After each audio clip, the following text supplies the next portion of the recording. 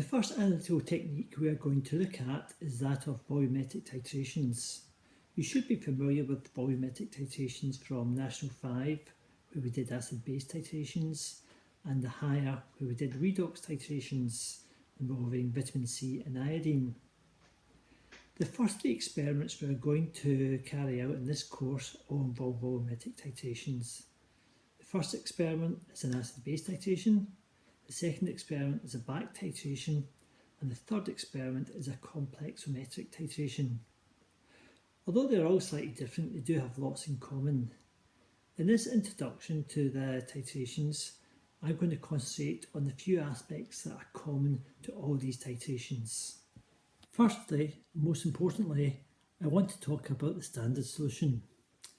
A standard solution, you should remember, is one of accurately known concentration. And if we find out by titration what the volume of that is required to react with our unknown solution, then we can work out the concentration of our unknown. The thing is, however, it is not always straightforward to make up a standard solution, i.e. one of accurately known concentration. To do this, we have to make our solution from a primary standard.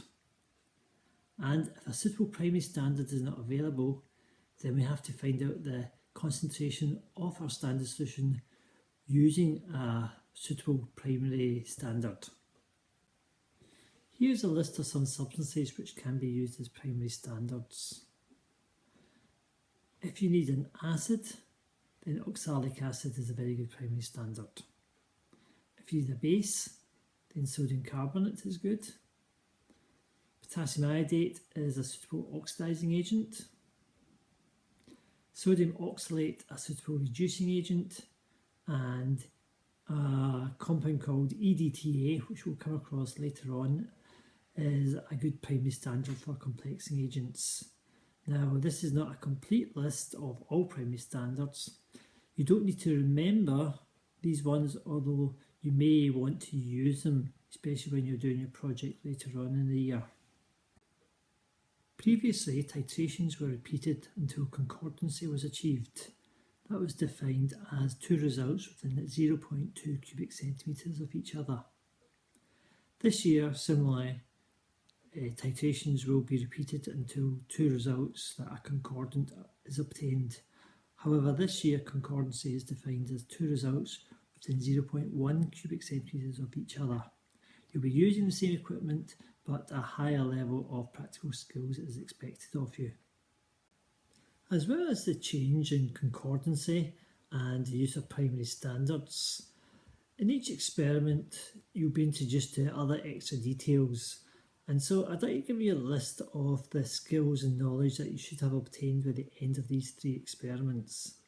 So they are, firstly, you should be able to recall the characteristics of a primary standard, explain why certain substances are not suitable as primary standards, describe in detail how a standard solution is made, understand the use of controls and experiments to validate results, explain why it is sometimes necessary to carry out back titrations, carry out calculations from the results of acid-base titrations, back titrations, and complexometric titrations.